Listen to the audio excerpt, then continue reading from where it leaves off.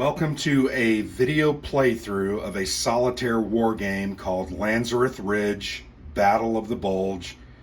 This is a brand new game, just started off of Kickstarter. In fact, I think it started fulfilling about a week and a half ago.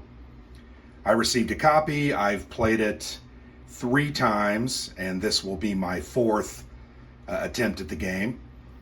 This game is Volume 4 in the Valiant Defense series from Dan Versen Games, designed by David Thompson.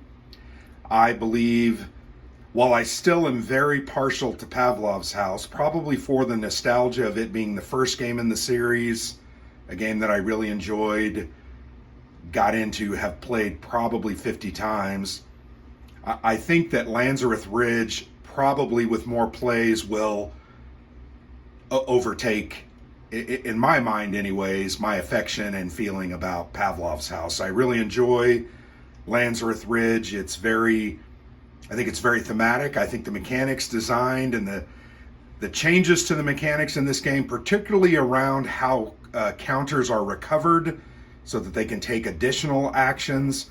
Because once an action is taken, a counter, let me really quickly, I'll show you an example. This is its fresh side. When it takes an action to do an attack or call in radio, artillery, all kinds of different, there's a whole list, they will turn to their exhausted side. That means that they cannot take an action again until they are recovered. Now, recovering happens, and this game is very different. At the end of each of the 4 attack phases, there are 4 separate attack phases that represent this battle. This battle was fought, this is the Battle of the Bulge, this is in Lanzerath, a town nearby, and was fought on December the 16th. The Fallschirmjägers attacked 4 different times, tried some different tactics to overwhelm the Americans. They held out and were able to hold back the advance. So you're trying to replicate that and or do better.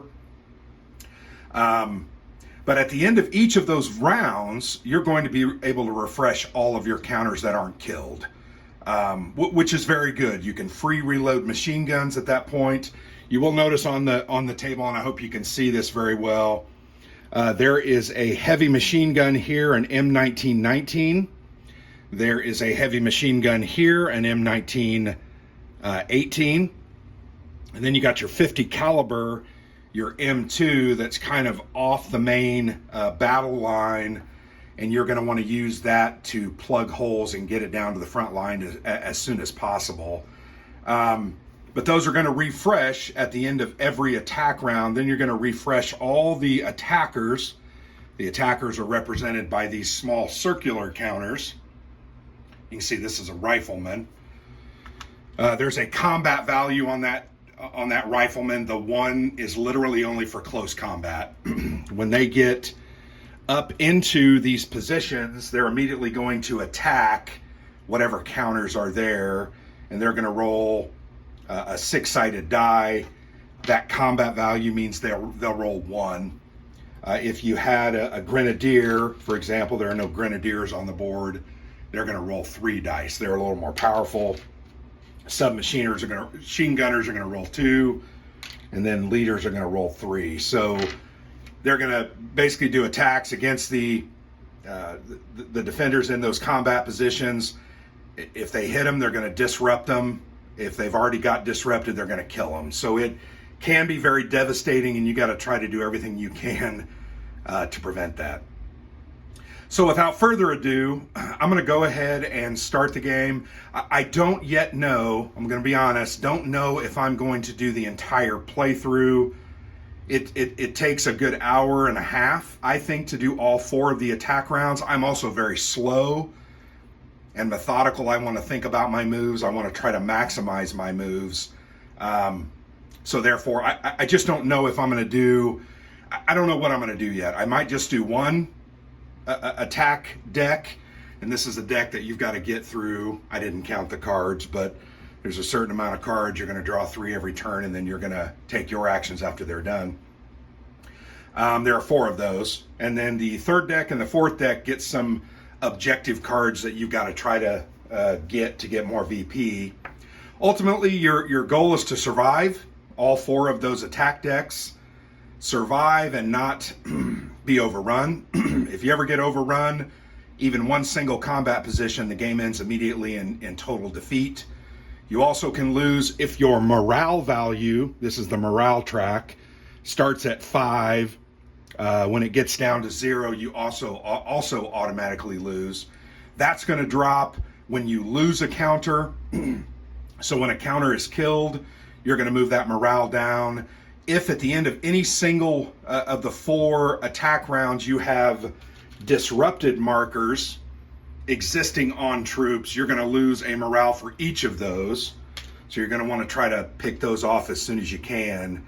That's how you're going to lose the game. To win, you got to make it to the very end, and then it's a how well did you win? Minor victory, major victory, minor defeat, that kind of thing.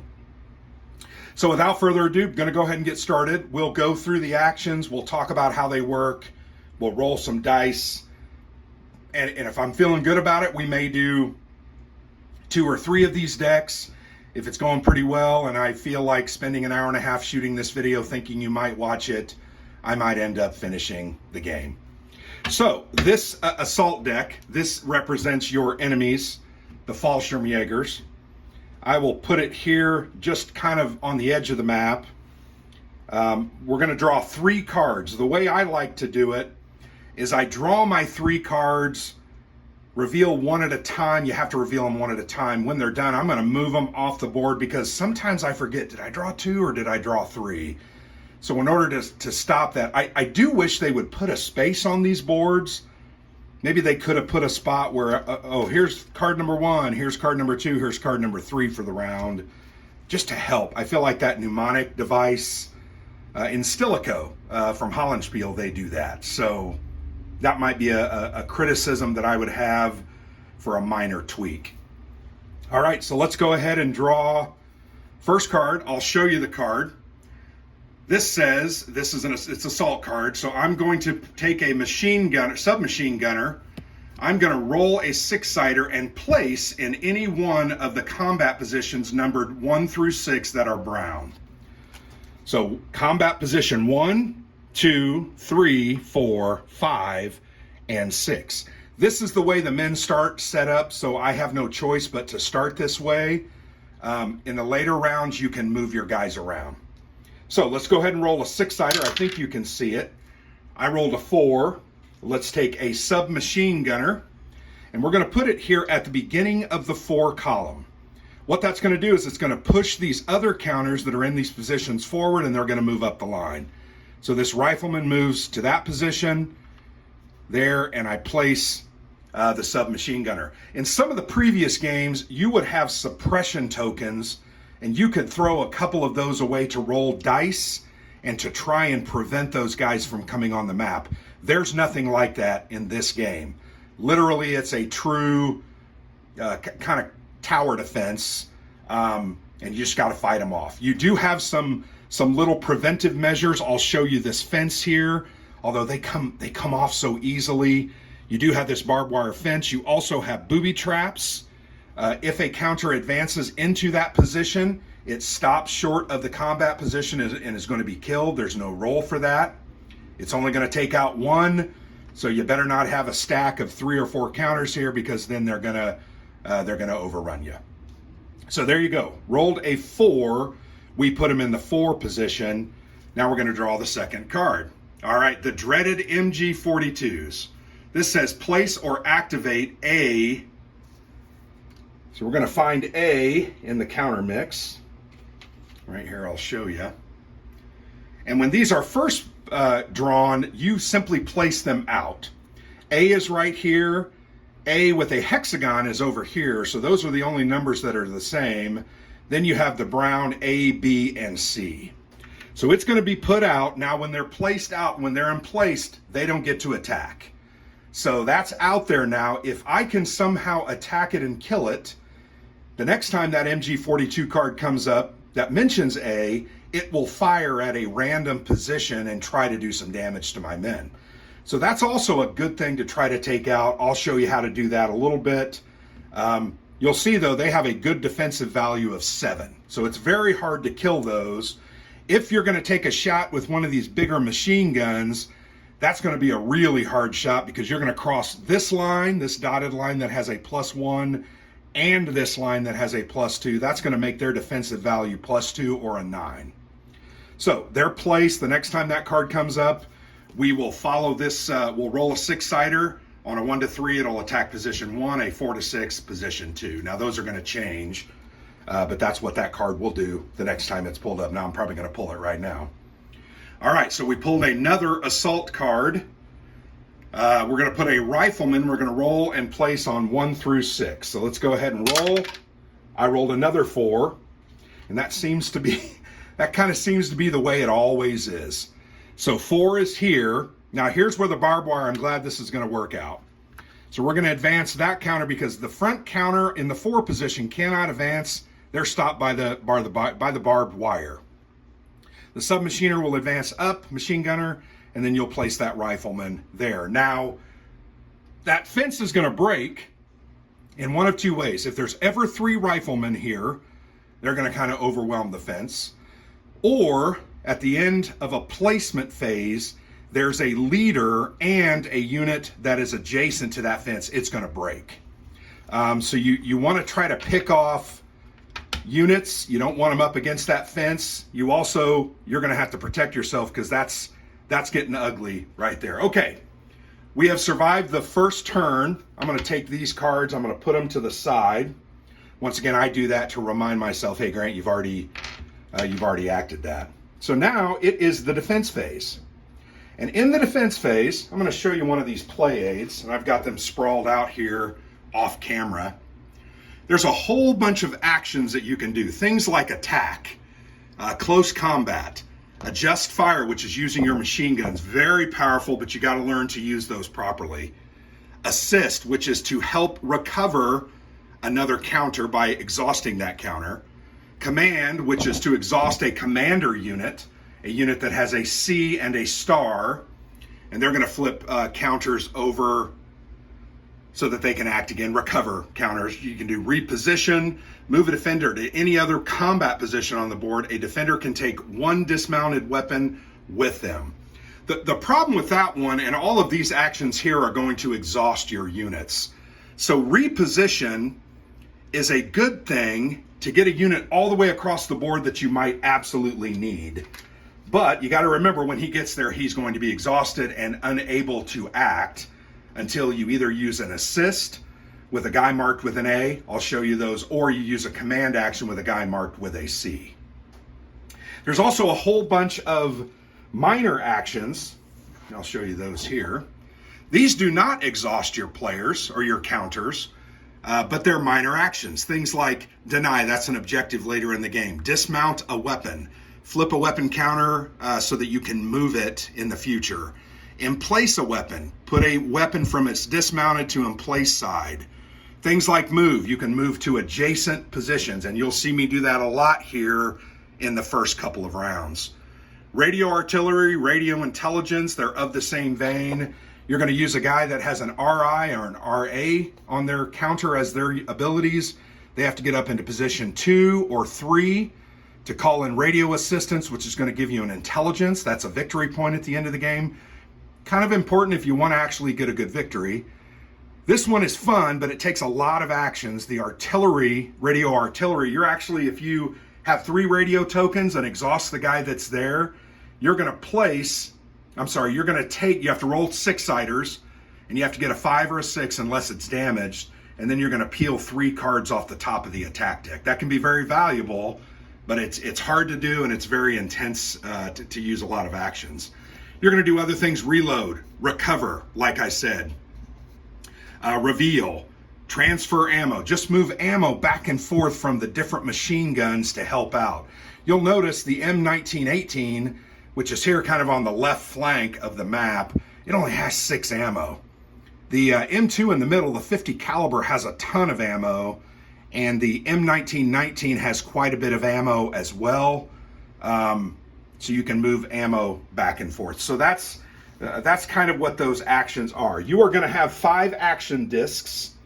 They're really small. That's the one other complaint I have about the game. I feel like they could have made these counters just slightly bigger. But you're going to place these on units as you take actions to remind yourself, oh, he's acted this turn, he can't act again. And to remind you, oh, I have this many actions left. So, looking at the board state, a little worried about track number 3. I'm going to have to get some people into position so that I can start fighting those off. It's going to be hard, but I think we're going to be able to get that done. I'm also probably going to fire this machine gun, try to take a couple of these out. That's going to add a +1 to their defensive value. That would make it a 5, a 6, and a 7. A little harder to hit, but I'm going to do it with the guy that has inspiration there, Slape. I'm going to roll 2 die rather than just 1 and take the best. So here we go. First of 5 actions. I really want to, sorry, I had a plan. I'm going to move Fort, so I'm going to take this to move him here. So he's acted, but that does not exhaust him. That's a minor action. Very important to remember those concepts. I'm also, I think, I'm going to go ahead and move this guy, Dustman, over here so that he can be in this position to help them later as they fire. He has an Inspire ability. That's the star. When they roll the dice, they're going to roll more dice. But he's moved now, has an action token. He can't get that ability until next round. So I've kind of prepared myself to go ahead and be able to do that. So I have three actions left. I'm concerned about this. I'm going to go ahead. I'm going to make Milosevic attack. Sorry if you can see my face there as I'm reaching kind of out of position. So Milosevic is going to fire the M1919. That's the ammo reserve up here. There are 5 loaded shot. Slape, who has a command ability and a star, which is inspiration, and he has a red star, so it applies to anyone. Dustman's star is light tan, so he can only inspire a squad. So that's important to remember. Springer can only inspire C squad, and Redmond over here can only inspire B squad. But the red guys can inspire anyone. So that's important to remember. So we're going to go ahead and discard 1 loaded ammo counter. We're going to throw that into the counter tray. The M1919 rolls 10-sider. So I'm going to take 1 10-sider for the action and 1 10-sider for Slape's inspiration. I'm going to fire at these riflemen, and I'm only going to fire at the top target. I can't fire at everybody. So this is 1 shot, and I'm going to use what's called, once again, adjust fire. So because they're using a machine gun, they can continually fire. They can actually throw away multiple ammo counters to get more dice if it's really important. But I'm going to go ahead and just throw 1 away, rolling 2 dice because of Slape and his inspiration. I am looking for 4 + 1 for the line. Okay, I rolled a 7 and a 1, so the 7 is going to hit. Thank heavens, I thought they both looked like 1s. So I'm going to remove that rifle counter. It'll go back to the supply. With that same action, because he's doing adjust fire, I can go ahead and remove 1 more ammo counter, and I'm going to go ahead and fire again. I'm going to fire here again at this rifleman. So that's going to be a 4 + 1. I need a 5 with 2 dice. Jeez, I rolled a 3 and a 2, so I miss. Had to roll a 4 + 1. I had to roll a 5. So I'm going to go ahead and pop 1 more ammo, and I normally don't like to use this ammo so early, but I feel like this is important. They all came up on this track. Going to roll again. I rolled an 8 and a 5. That rifleman gets removed. Now, I've rolled 3 times with that adjust fire action. There's no problem or ramification. If I decide to go ahead and fire more than 3, every time I fire that weapon, it has a chance of overheating. I'm going to roll a 6-sider after the next attack. I'm not going to do it because I need that ammo. If I roll a 1, the gun will be removed for the remainder of the game. All right, so that showed you an example. I got rid of 2 counters there. I'm trying to think. I'm not as concerned with anything else. I think I'm gonna move a couple units.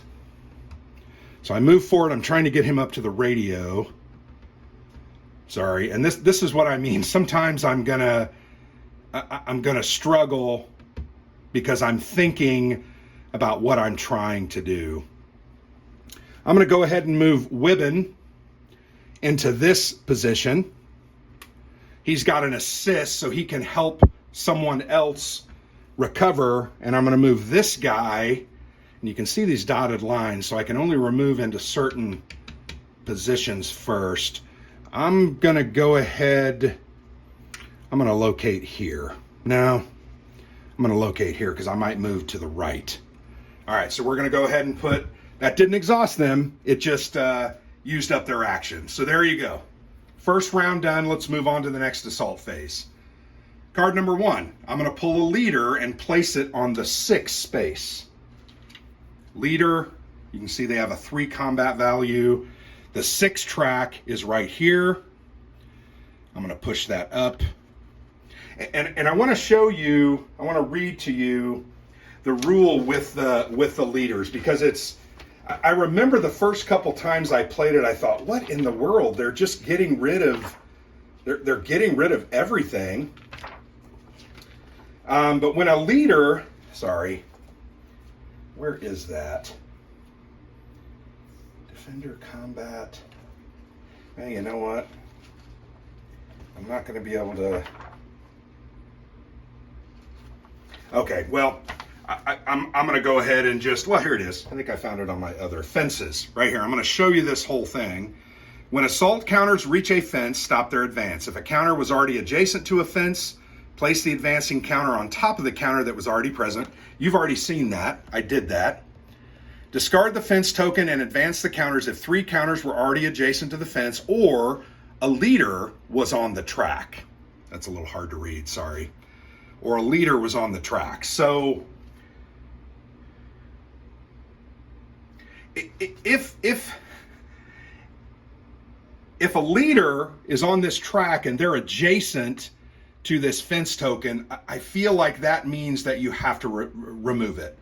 Maybe I'm being too hard on myself, but I believe that's the rule. You got a unit and a leader, so this fence now comes off. The leader's smart. He's going to tell them how to get around the fence. All right, the next card I drew was place C, MG42. So I'm going to dig out the C, go to C position, and I'm going to place that there. It doesn't get to fire, but it will get to fire the next time it's drawn. All right, here we go. Our first machine gun is going to go off. This says place or activate A. So A is already in place, so they're going to activate. I'm going to roll a 6-sider. Well, I'm going to throw a 6-sider on the ground. I rolled a 3. Pick that up. Look at the card. A 1 through 3 means it's going to attack position number 1. Position number 1 is here. Now I'm going to, one by one, I'm going to attack these counters with this machine gun. They will be disrupted if the result on this six-sided die matches their valor rating. Let me show you their valor rating. I'll show you. That's their valor rating of 5. So if this machine gun rolls a 5 or a 6, Krieger is going to be disrupted. The others have a 4 and a 3, so not real hardy. Let's roll at Krieger. I rolled a 1. He's okay. That would have been good for one of the others. Let's go to Adam. Adams, he gets disrupted. And now to Dustman. He rolled a 3. He's a 4. He's okay. So I took 1 disruption from that first MG42 attack. So that's 3 cards. I'm going to pick them up and move them over just to remind myself. And now I get to collect the action tokens back from my guys. And I get to decide what I want to do this turn. So my first action, I'm going to move Fort up here because I want to start putting intelligence or radio tokens there so I can get some victory points, some additional victory points. So that's 1 move. Dang it. I really want to dismount. All right, so I'm going to move James up here. That's free. Taking a little bit of a risk. He's going to dismount. So I think I can then take my action to flip it over. It's a minor action. Well, no, I can't because he's already acted. And that may be something I'm doing wrong, but that doesn't feel right. So he moved up there hoping ultimately to be able to do that sometime. So Gaki is going to move here. That's a minor action. So we don't exhaust him. Where do I want to go? Worried about these two tracks again. Unfortunately, I'm out of ammo because I have to be very, very careful. I'm actually going to go ahead. Fancher is going to go ahead and flip over. He has a D8. So this is probably a little risky, but I really want to get one of these counters taken care of. So I'm going to fire at the submachine gunner, needing a 5 with an 8-sider. I rolled a 1. That's just kind of par for the course with my rolling. Also, I don't like having a disrupted counter, so I'm going to take that counter off of Adams with that action. You can do that. It's called recover. All right, there's my actions. Don't feel like I'm making any progress, and I'm starting to get a little worried about here, but I'm getting some units in line to be able to assist me there. All right, let's go back to this deck. MG42, we're going to emplace B. So B is not on the board, so it gets placed. Assault, we're going to place a leader on the 2-track. No roll involved. This is another example where that fence will get removed. But that's all that happens. And now we're going to place a leader on the 1 brown track. And the other one on the 2, yeah. So this is our first, the 1 track. So because I pulled a 1, and this is important, because this card pulled was a 1, if any of the counters come to this decision point about whether they go left or right, they always go towards the position that was listed on the card. They're going to go to 1. So they moved there. All right, survived those 3 cards. Nobody died. We're going to leave those off. I'm going to take my 3 action tokens. We got 5 actions, and we've got to start taking care of some of these frickin' guys because this is starting to get a little scary. Going to be honest. All right, so we're going to move Gaki over here because Gaki's going to be able to, next turn, recover Milosevic. Now, you might say, well, you have a commander there. Well, I want to try to recover as many guys as possible. They can do up to 3, so I have to be very careful about that. So I'm going to go ahead with James. I'm going to dismount this. So next turn, he can move down. Then he has to mount it. And then he has to fire. With Fort, I'm going to go ahead and put a radio token on this. So that's 1. Now I got to take some actions here because I've got kind of a mess in these spots. So I'm going to go ahead. I'm going to use Krieger. He has a D8 with Dustman. He's going to roll 2D8. So I'm going to go ahead and attack back here at this 5 rifleman. I'll leave that guy up there because 2D8, and I shouldn't have done that because I rolled a 1 and a 4. That maybe was very, very stupid, but it's what I did. Adams then is going to be forced to go ahead and attack. He has 2D8. I'm just going to go easy. I'm going to try to attack this first position. A 3 and a 5 kills that unit, and I can breathe a little easier. All right, let's go back to the assault deck. MG42 A. So A is not out yet. The hexagon A. So now it is. We're going to see some more of those come up here soon. We're going to place a leader on track 5. Bummer. Because that track, while it already has a leader, it now pushes guys all the way up in the face of my my defenders. This is not going as well as some of my other games have gone. We're going to roll for a rifleman. He can go into 1 through 6. He rolls a 6. So we're going to place here. Yikes. Okay, we're in trouble. There ain't nobody in that position. I need to get some guys over there and start doing something. But we survived that round. Nobody died. In pretty decent shape. I say that we're really not in decent shape, but we're going to deal with what has been given to us. I'm going to take my 5 action tokens. 3, 4, 5. So, with my first action, I'm going to use Gaki's assist. You'll notice, and it's very hard to see, has a little A there. That means he can assist and recover another counter in a space that he's with. He's going to recover Milosevic. Remember, Milosevic is a machine gunner. Then I'm immediately going to exhaust Milosevic, discard 1 ammo token, and I'm going to roll 2d10. Why 2d10, Grant? It only says 1d10 because Slape's in there and has the inspiration. So we're going to go ahead and attack.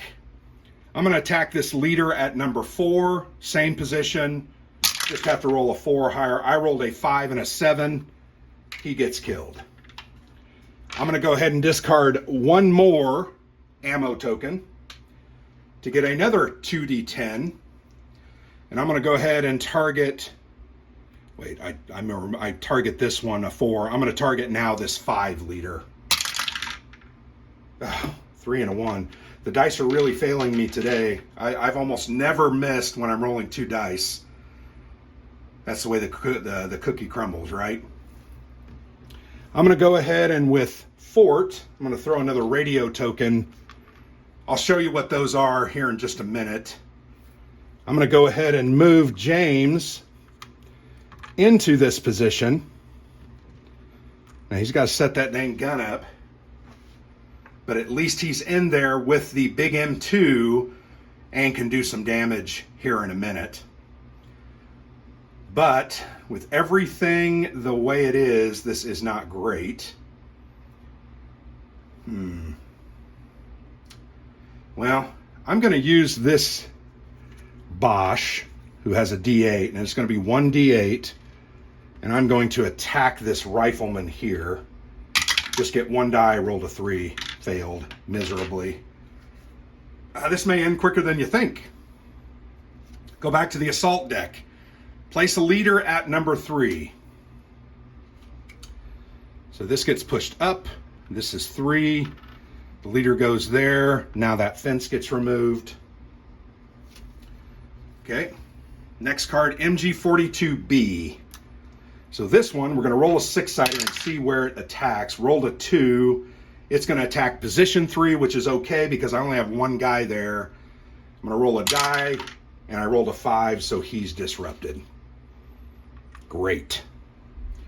All right, next card. Assault, roll a d6. We're going to place a rifleman in a combat position. We rolled a 1, not necessarily what I wanted to see. We're going to place him there, moving all those counters up, and you can see they're right next to the booby traps. So I'm starting to get a little bit desperate in these center tracks, and it's mainly because I feel like my rolls have been really, really bad. Let's go ahead and get all of our counters back. The other question I always ask myself, this radio stuff, while it is very cool, that's going to get me some victory points at the end of the game.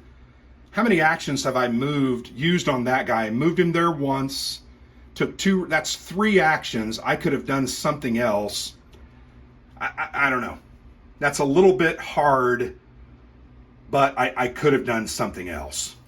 All right, first action. I'm going to have James set up, doesn't exhaust him, I'm going to set up that M2.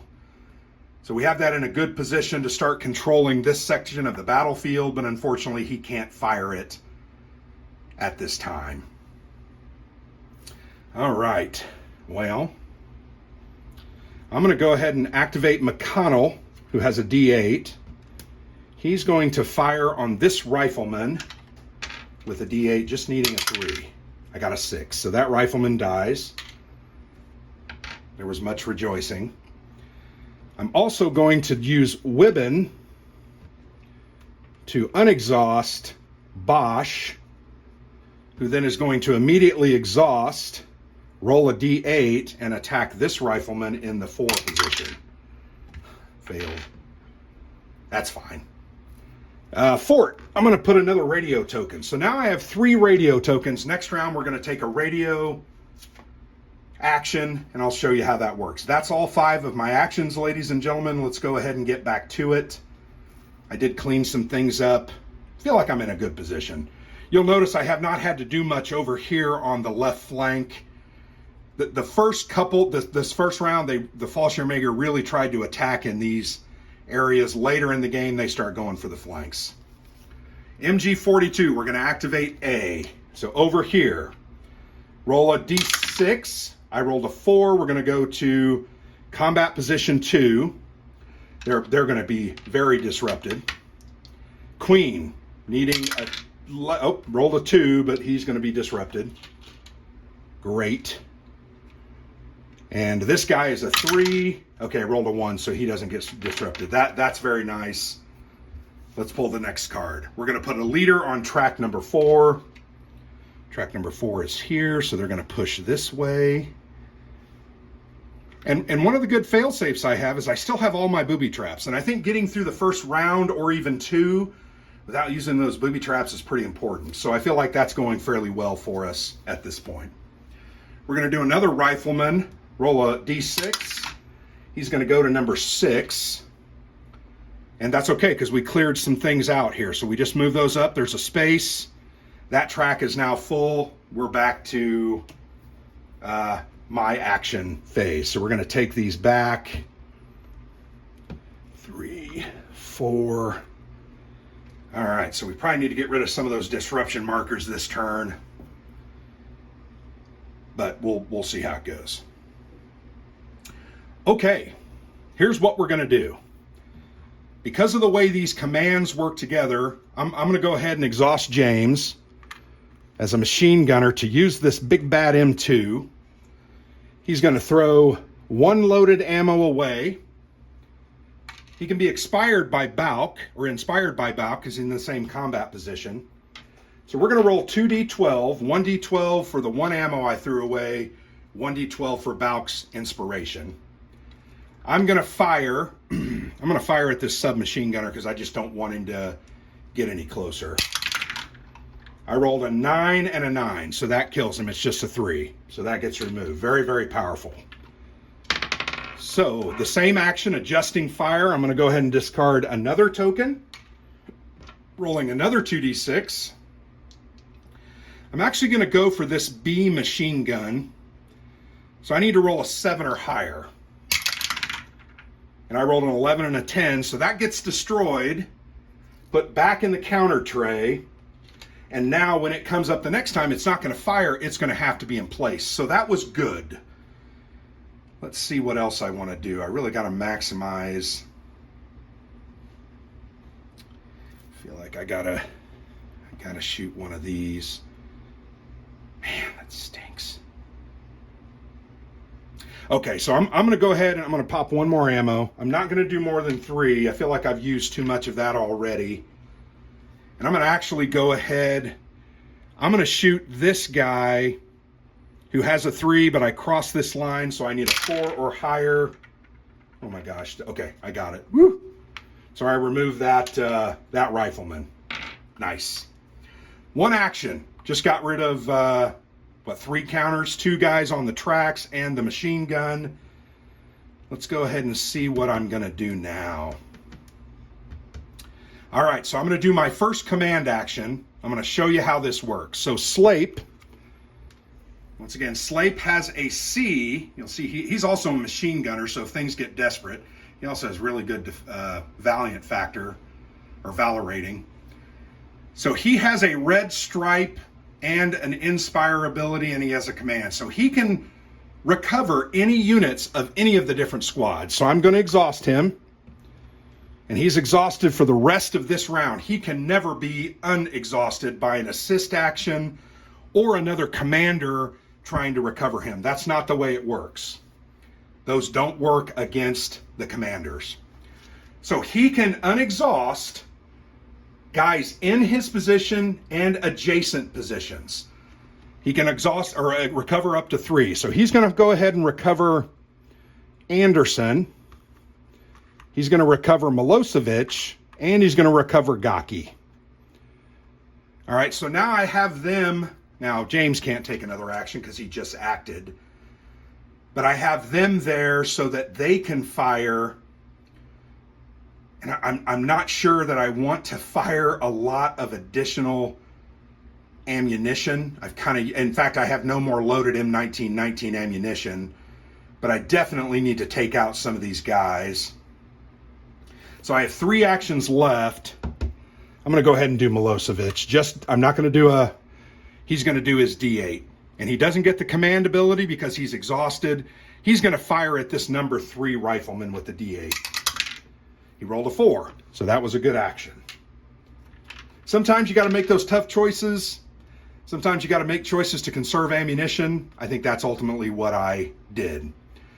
Feeling in pretty good shape. I am going to go ahead and do a radio action. So this is a radio artillery action. This is going to radio intelligence action. I'm going to remove all of the radio tokens. And there are 3 there. I'm going to remove those, throw those back in the counter tray. I'm going to exhaust Fort. I'm also going to throw him across the map, accidentally. I'm going to roll 3d6. I need to come up with a 5 or a 6 because the radio jeep is not damaged at this point. Okay, I rolled 2 5s, so what's that get us? Destroys all the units on one of the tracks? No. Gives you a whole bunch of new ammo? No. Tells you where the next 3 cards are coming from so you can defend? No. It's going to move intelligence up 1 on the intelligence track.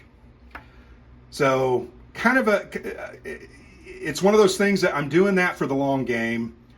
If I don't do that, it's going to be very hard for me to win the game at the end. Now, I might lose the game because I'm exhausted and I can't do anything, but this guy was supposed to be exhausted and used up.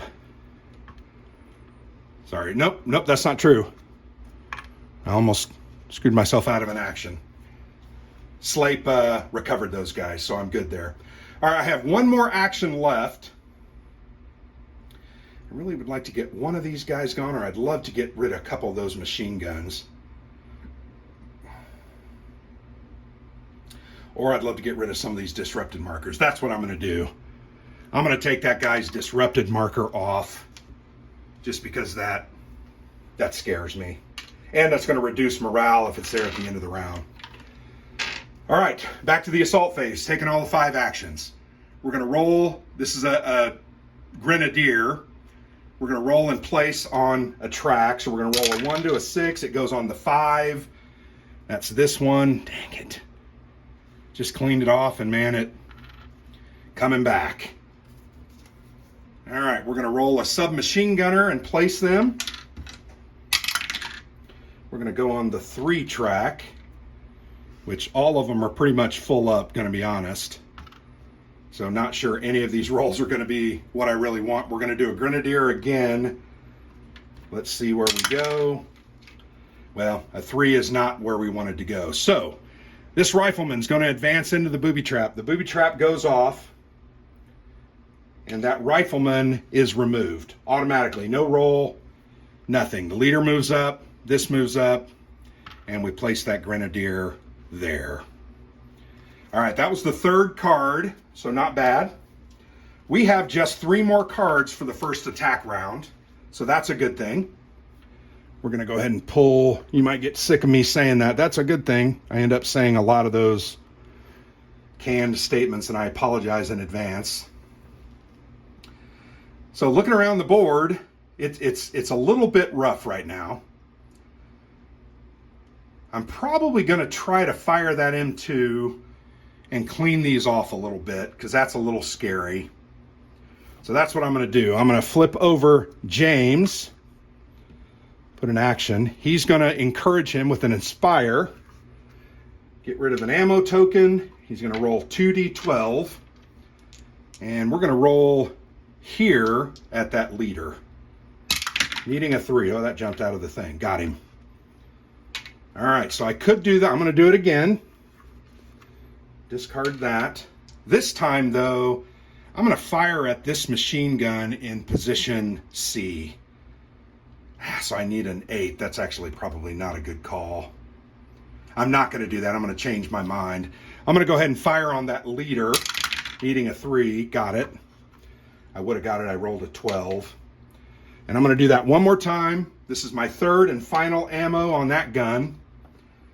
And you know what? For craps and giggles, I'm going to roll here. I need an 8 or higher. Well, I got a 5 with that one. Missed. Oh well. Okay, my next actions. What can I do? I still need to get those guys. So we have to survive 3 more cards. Okay, I'm going to go ahead and activate this machine gunner over here on the left. He's going to try to clean up some of these. There's no distance crossing, so there's going to be no bonuses. And this gun has not been fired. I'm going to throw that away. He's going to roll a 10-sighter. He's going to roll at... Actually, I'm going to go for this machine gun. And I miss. So I'm going to discard that again. I'm going to go for the same machine gun. Got an 8. So the A machine gun gets removed. It can come back with a card, but that's good. Now, these tracks are still in trouble a little bit, but I still have some action. So I'm going to go ahead and do this guy and just roll a D8. Everybody else around him is very beat up. D8 needing a 4. Got a 6. All right. Who else do I want to do? So I'm going to go ahead and get rid of this disrupted marker on Queen. And then I'm going to go ahead... Gaki, why would he flip him over? Because he's a D6 and Milosevic is a D8. So that's what he's going to do. Just to set him up for one shot next round. Now the ammo's out, but... All right, final 3 cards in this first attack phase. Well, helps that they're not upside down. MG42C. Oh, that's the one we missed. So we roll a 6-sighter. A 1's going to attack position 5. Not good. Not good at all. So we're going to go against Slate. 2, he's fine. Milosevic. 4, he's fine. I need to roll a 1 on that guy, and he's going to be disrupted. But that's all right. I can do something about that by the end of this round and recover from that. All right, Assault. We're going to roll a submachine gunner. He's going to go on track number 2. That works out. Pushes. And the final card, we're actually very, very safe at this point. So we're going to roll a Rifleman. 1 through 6. Rolled a 2. Boy, the 2 track kind of got lit up here. So we're going to move those up. Remember, they just keep advancing. And when they have a decision point where they could or could not split, you go to where the card said. In this instance, I rolled a 2, so it said a 2. So the attack deck is exhausted. The assault deck, is exhausted. This is now my action phase. Gather up all my tokens. So at this point, I just want to try to really make sure my guys are recovered. There's not really anything that I can do here that's going to make a huge difference, which is the one complaint I think I have about the game as I've played. This happens to me a lot where I feel like, I don't have anything to do now. Well, I'm definitely going to remove this disrupted token, right? So he's no longer, because if that goes to the next round, I'm going to lose a morale. I could with Milosevic, just take a pot shot at this MG42, which I probably will do. I just have to roll a 7 or an 8. That's what I'll do. It's better than doing nothing, right? So I roll an 8-sider, and I rolled a 1, so I rolled exactly the opposite of what I needed. This guy's going to roll a 2d6, so that's not going to do anything against the machine guns, and he's not being supported or inspired by anyone. Okay, over here, I can go ahead and pop Jenkins and do the same thing. Roll an 8-sider, hoping, oh, I got an 8. So I remove this A machine gun emplacement. That's very good. That worked out really well. And I can do that one time over here with Khalil, who has a D8, who's supported and inspired by Redmond. So I'm going to roll 2d8, and this is just going to require a 7 or an 8 to hit. So that's a good move at this point. So I'm going to roll 2d8, and I missed. That's all right.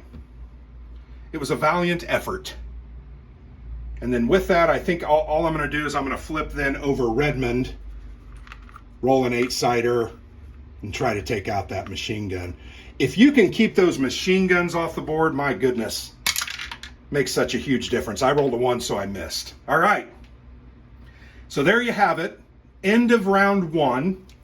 Let's go to the rule book and show you what happens. There's a whole outlined. I'm going to go ahead and just show you this. All right, so I'm going to show you the rule book, but then I'm going to take it back. So if you want to pause on this and read it yourself, we're going to look at 2.2, ending attacks periods 1 to 3. This is period 1. So it says attack periods end after you complete a defense phase and there are no more attacker cards. No more attacker cards in the assault deck. We're going to then follow, after completing the defense of that turn, do the following. Decrease the morale token 1 step for each defender who has a disrupted token. Remember, these are disrupted tokens. I had removed the last 2 that were on there with 2 of my actions over the last 2 turns and that. So I would actually drop my morale, but because I didn't have any of that, didn't lose morale. Remove all disrupted tokens. Nope, I just said that. Flip over defenders from their exhausted side. So I'm going to gather up all my action tokens. 2, and I got 2 over there. Really disappointed that I didn't take out that C machine gun. But then I'm going to flip them all over to their unexhausted sides. So that they're ready to fight. And we're going to have to actually relocate a couple of these guys. But some of them we won't have to relocate, which is a good thing. I'm going to go ahead and turn those guys up. All right, so that's part 4 there. Place all attacker assault counters and radio tokens back in the supply. Don't have any radio tokens. So that's the thing. You've got to use these radio tokens in a turn or you lose them. So you've got to kind of commit to it, and you got to go through it until you get it done. I will say this radio artillery guy, Springer, I didn't do anything with him this round, but getting him over there to that radio, it takes 1, 2, and then you got to get at least 3 to get 3 tokens. That's 5 actions to get it ready. Then you got to do a 6. That's just a lot. Now, removing 3 cards is huge, but it's a big commitment. So then I'm going to take all these attacker tokens. I'm going to put them back in the counter tray. And I actually need a certain amount of new rifle counters, which also I'll leave. I'm going to leave some of those rifles on there just because I'm going to leave them there so you don't get confused by that. Because all these counters come off, but I'm going to start the round 2 with 10 rifles set up. This counter stays. Those don't get removed. So that's why it's important to try to pick them off. We're going to leave everything else on the board. And then at the beginning of attack period 2, we're going to place 10 attacker rifles in positions as shown on the rule book here. You're just going to have to trust me on this. 2 more rifles here. 1, 2, and 2 more rifles on the extreme right flank. All right, so we are set up for the next phase. I'm a little anal retentive. I do like my counterstall face correctly. And if I wasn't on the camera, I'd probably be trying to do these a little neater, but that's my cross to bear.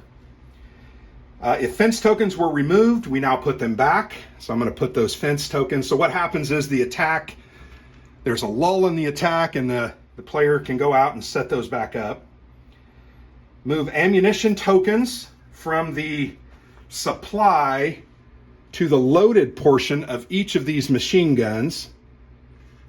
This one takes 6, this one just 2, and this one can hold 5.